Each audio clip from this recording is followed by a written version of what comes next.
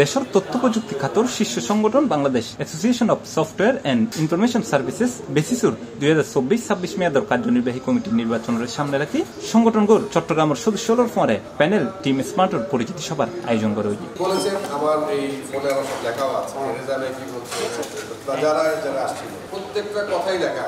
বৃহস্পতিবার মে 2 তারিখ দুপুর 12টায় নগরীর 5 তারকা hotel Radisson Blu Bay View the Exchange meeting রুমত এই সভার আয়োজন করা হয়েছে। অ্যাডভান্স ইআরপিবিডি লিমিটেডের ব্যবস্থাপনা পরিচালক মুস্তাফিজুর রহমান সোহেলের নেতৃত্বে করা টিম স্মার্ট প্যানেলত একজাত তরুণ প্রার্থী হল নির্বাচনত।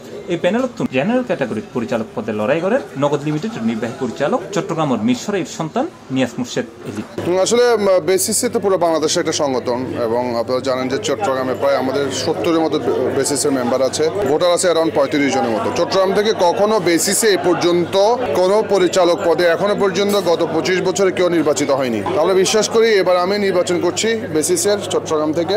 আমি বিশ্বাস করি আমরা যদি নির্বাচিত হই, টিম স্মার্ট প্যানেলটা যদি নির্বাচিত হয়, আমরা চট্টগ্রামের জন্য স্পেশাল এখানকার যারা আইসিটি ব্যবসায়ী আছে তাদের জন্য, তাদের সমস্যাগুলোর জন্য, তাদের ট্যাক্স সার্টিফিকেট, তাদের যে কোনো সার্ভিসের জন্য আমরা এখানে একটা রিজনাল অফিস খুলবো এবং তার পাশাপাশি আমরা চট্টগ্রাম থেকে যেন প্রতিবার নেতৃত্বে উঠে আসে সেই জন্য আমরা প্রয়োজন হলে আমরা গঠনতন্ত্র পরিবর্তন করবো। এটা হচ্ছে আমার কমিটমেন্ট। আমরা এই বেসিস ইলেকশনে দেখা যায় প্রতি বছরই ইলেকশনটা আসার পরে গিয়ে সবাই শুরু করে যে কি ধরনের প্রার্থী আসতে পারে, কারাগার নির্বাচন করবে, এই ভাবনাটা ঠিক ইলেকশনে একটু আগে শুরু হয়। আমরা যেটা করেছি, আমরা প্রায় বছর 2-1 আগের থেকে এই হোমওয়ার্কটা শুরু করেছি যে আসলে মেম্বাররা কি চায়, আমাদের নিডগুলা কি, আমাদের প্রয়োজনটা কোথায়। সো এই ভাবনাগুলোকে অ্যানালাইসিস করে আমরা তারপর ঠিক করলাম যে আসলে টিমটা কেমন হওয়া উচিত, কোন কোন ডোমেনের লোক টিমে আসা উচিত। সো এইভাবে অলমোস্ট 360 একটা অ্যাপ্রোচে আমরা আমাদের এই টিম স্মার্টকে সাজিয়েছি। এই প্যানেলের আরো লড়িব কন্টেন্ট ম্যাটার্স লিমিটেডের প্রধান নির্বাহী ASM রফিকুল্লাহ, বেবিলন রিসোর্সেস লিমিটেডের CEO Liaquat Hossain, Innovent solution লিমিটেডের সহ প্রতিষ্ঠাতা ও প্রধান নির্বাহী কর্মকর্তা মঞ্জুরুল মামুন, লুজলি কাপল টেকনোলজিসের chief operating officer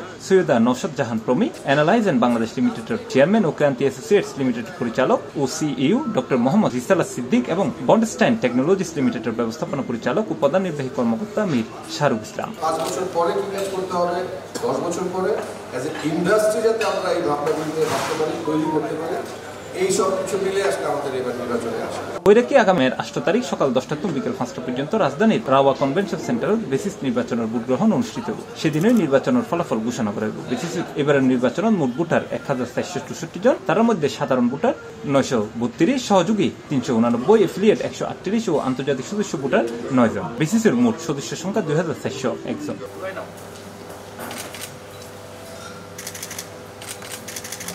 C+ TV Chittagong.